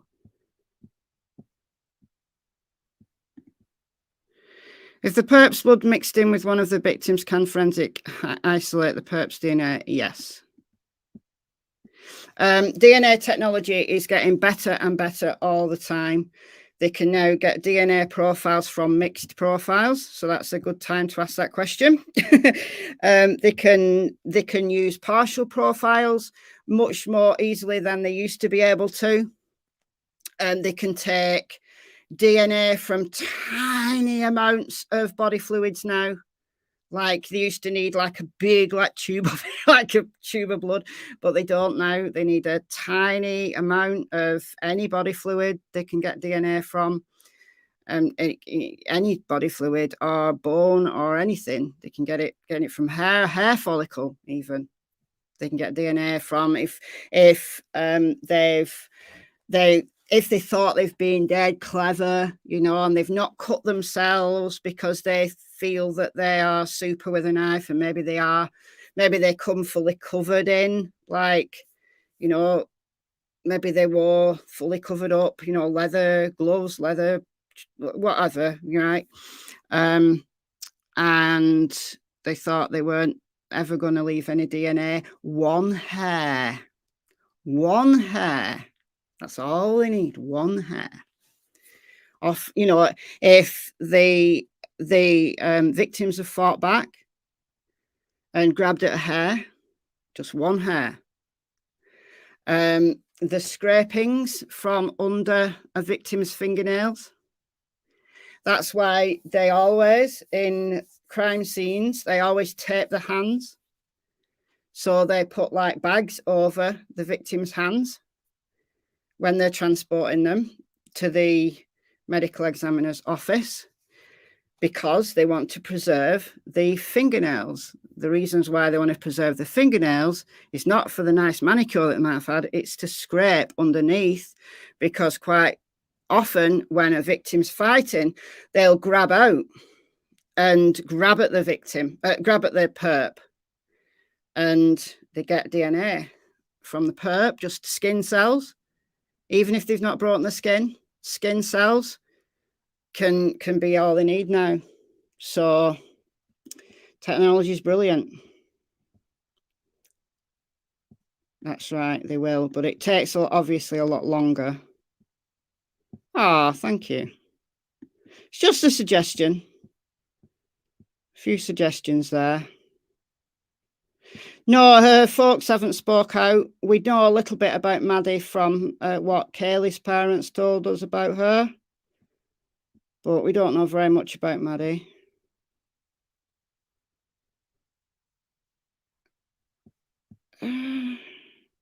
There obviously could be a catalyst, but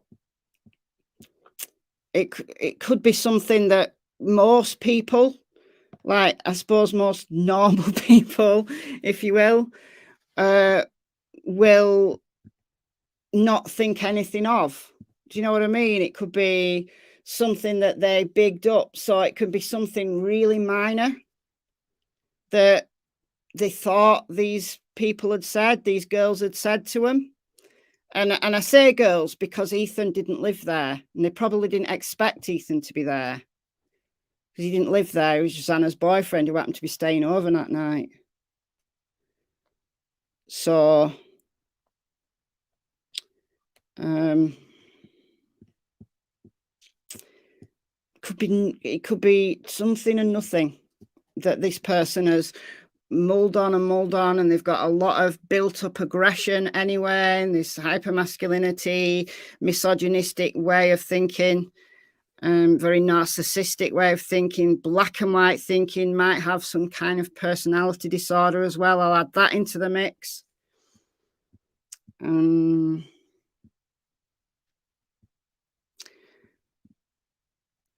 not going to say anything about them. They could be a loner and live alone, or they could be married and their significant other not know anything about what they do, what they've done.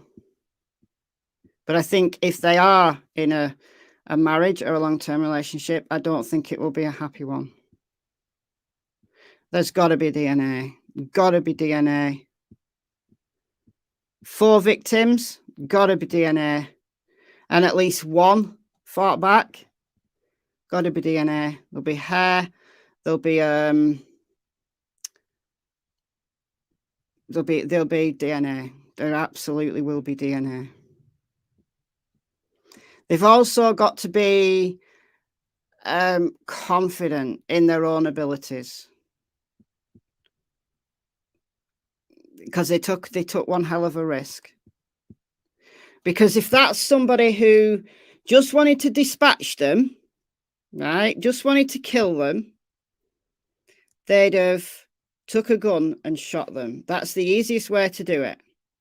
Wait till they're all asleep, wait till the lights go off, wait a bit, creep in, know the door pad code thing, creep in and shoot them all. And then you've not had any contact with them. You've not had the opportunity to spread your DNA because you've had to fight. You've not had any contact. You can do it. You don't have to be close up. This is a close up personal rage killing.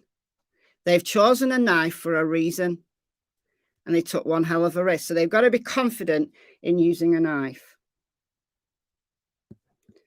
I think they may also have knowledge of, they might be the type of person who's obsessed with serial killers.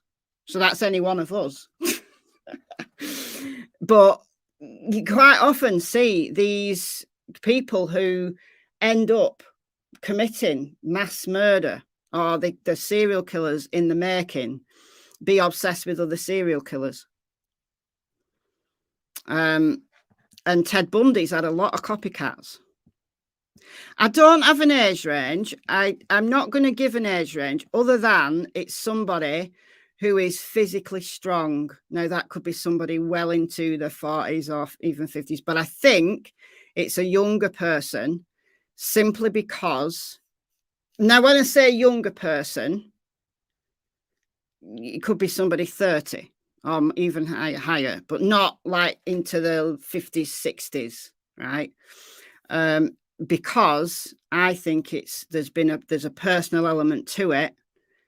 I think it's somebody known to them even if it's just a little bit known to them. So I would go younger rather than older, but I'm not gonna, I don't think incel. Yeah.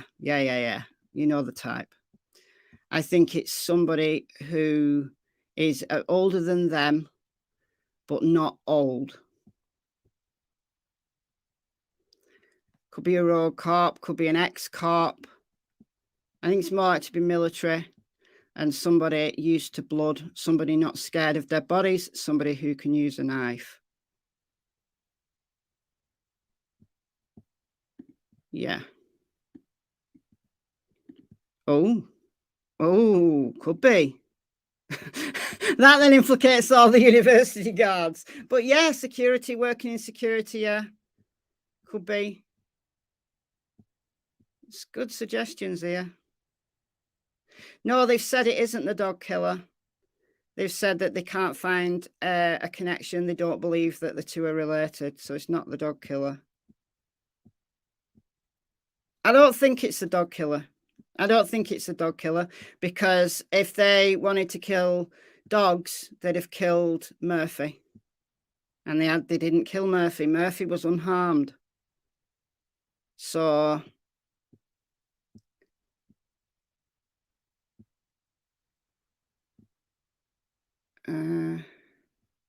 and they have said that there was no SA. So I think it's a thrill killing, a bloodlust thing, rather than a sexual crime. They may not, that they might not have got a sexual kick out of it, but not a SA.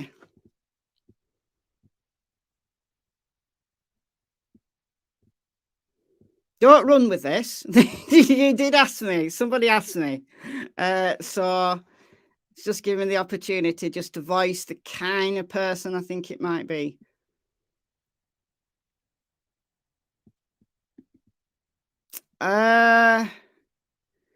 Vaguely. Was that the shootings? Oh, I know the one. The Walmart one was that. The guy, the Walmart person who just shot 6 people while he was on shift. Him. Is that the Chesapeake one? If so, that's mad. That's somebody who really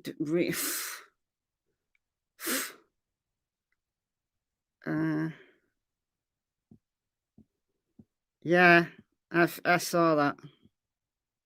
If that's the one I'm thinking of.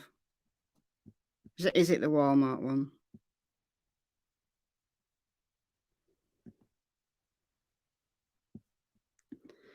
Richard Allen is not hypermasculine.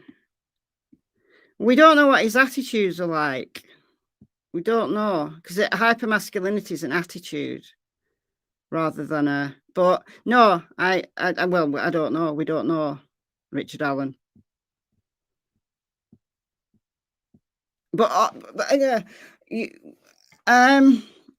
got to remember that sometimes the most horrific crimes happen by Mr. Nice Guy, who is everybody's friend, who is very successful in their job, and nobody suspected them. I watched the interview again because I think it's beautiful. It's a beautiful interview, but I watched it again last night. Do you know the case of Russell Williams, the colonel, the Canadian Air Force colonel? I watched the interview. The behavior panel did an analysis of it. Jim Smith, the interviewer, I think he's amazing. Very good. Now, Colonel Williams was, so highly respected in the Canadian Air Force that he'd actually, flown the Queen around, Queen Elizabeth around. And very, very highly respected, no criminal record, but had been committing breaking, stealing people's underwear for years before he ever committed an SA. And then he went on to murder 2 people. And nobody suspected him until they did. But he'd been committing low-level When I say low level, like breaking in and stealing people's underwear, it's low level compared to murder. Been doing it for years and nobody suspected him. So it happens. And I thought about Richard Allen, and I also thought about this guy when I was watching that interview again. No, the dog killer isn't. They've said it isn't. So I'm going to listen to law enforcement. I'm going to listen to what they say. I've heard that as well. I don't know whether it's true, though. I have heard that. But they may have just thought it was a party, an argument, maybe.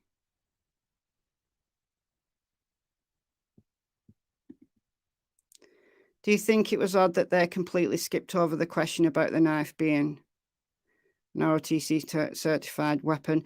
I think the problem there was that she asked multiple questions. And I think he got a bit confused. But he said, we're looking into every angle. But we do know that they're looking at that. I shared an article the last time I did a live on this about that. The ROTC thing, program, whatever. Military training program. So I do know that they were looking into it. And that was a few days ago. But I think he skipped over it. I think if he should have just asked that question, then he might have given a firmer answer. But yeah, they're looking into everything. It's been doing the rounds for a couple of days that the first floor girls heard a noise and they locked the doors. But it could simply be that that's a rumor. It's game of telephone, as I sometimes say, that somebody will say something. That's why I'm a bit careful with what I say and sharing my ideas of a profile. You know, the game of telephone, one of you will tell somebody that Michelle thinks that it's somebody like that. And then it'll turn into Michelle knows it's somebody like that. And it's like, no, I didn't say that. I didn't say that. It's just my perception of the person it might be. So it could be that somebody said, maybe the first floor girls locked the doors because they heard a noise. And it's turned into they definitely locked the doors because they heard a noise. So, yeah.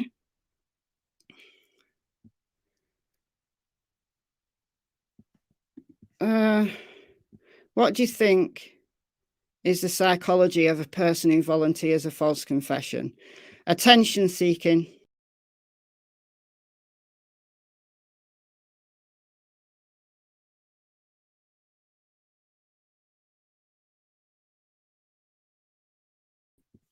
I kicked myself out of my own stream again. I've done that before. Did it yesterday, I think. It's attention seeking. It very often happens with people who are already in prison and they want the notoriety.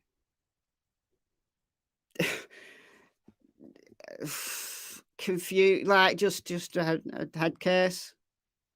So what they don't want is to give anybody the possibility that somebody's going to come along who's, you know, a couple of loaves short of a picnic kind of person, and them come along with all this information and them seriously look at that person and they make this confession and it all be false. So they don't want to do that. Yeah, it was me kicking myself out of my own stream. I don't know how I managed to do it. Oh, I know why. It's when I'm moving my mouse around, there's like a red cross at the bottom of the screen that says leave studio. And I think when I'm moving my mouse around, sometimes I click on it. That's true also. Yeah, that's true also. That they got some kind of psychotic disorder problem and think they did it when they didn't. I mean, I don't know.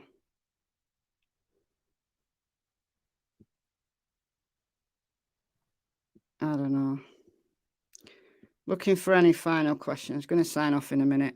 I've been online on stream so much lately. I really have. And my voice is only just getting better from having COVID. So I'm not going to be live tomorrow because I don't think there's anybody in court. I don't think there's any pressers. So I might be able to have a few days off streaming. We're up to date with Quinton's case. We're up to date with Delphi. We're up to date with this case.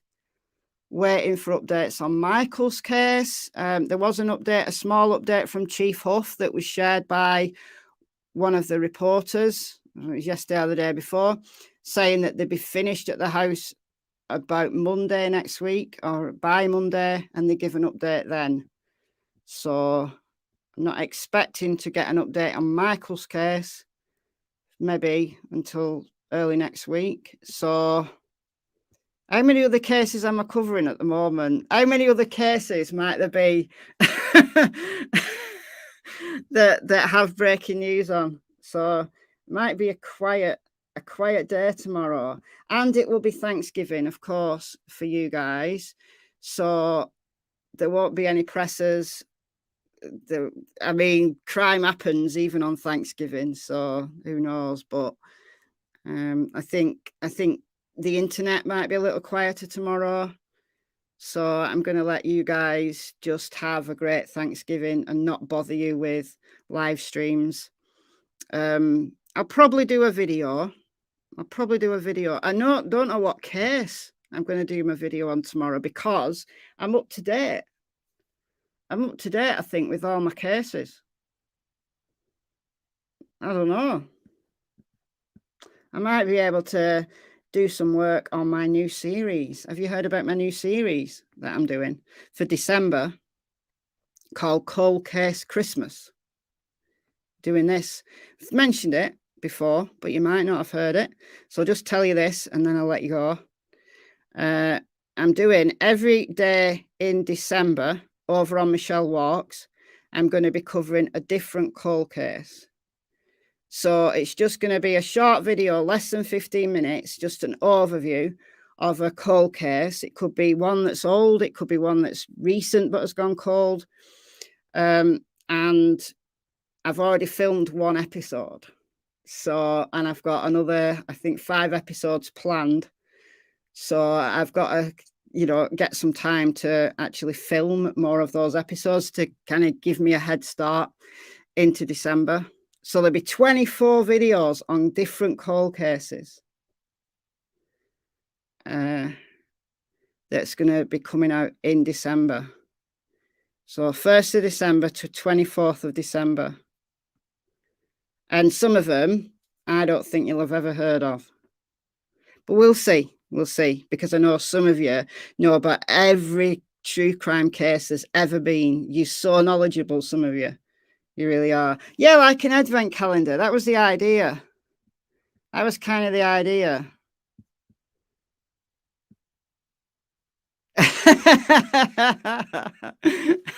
I'm not an England fan. I like to watch how bad England play. Not good at all. Anyway, I'm going to let you go, and I hope that you all have a lovely Thanksgiving. For those of you that are in the US, I hope that you are thankful for everything that you're thankful for. I hope you eat and drink and be merry, enjoy the holiday with your families. Just spare a thought, I guess, that there are some tables tomorrow where they'll be missing a loved one. This case, there'll be 4 places at 4 tables and 4 families that don't have their loved one there. So Zana, Ethan, Maddie and Kaylee. And And you all be thankful for your families and just hug your families a little bit closer tomorrow. So, yeah, I'm going to go. And no, we don't have Thanksgiving here in the UK. It's just a normal day for us. But happy Thanksgiving to all of you guys. So thank you for being respectful in chat. Thank you for the super chats and super stickers, as always. Thank you to the moderators. You're ace. You're excellent. And I'll speak to you very soon. If not a video tomorrow, then definitely a video Friday. Bye, guys.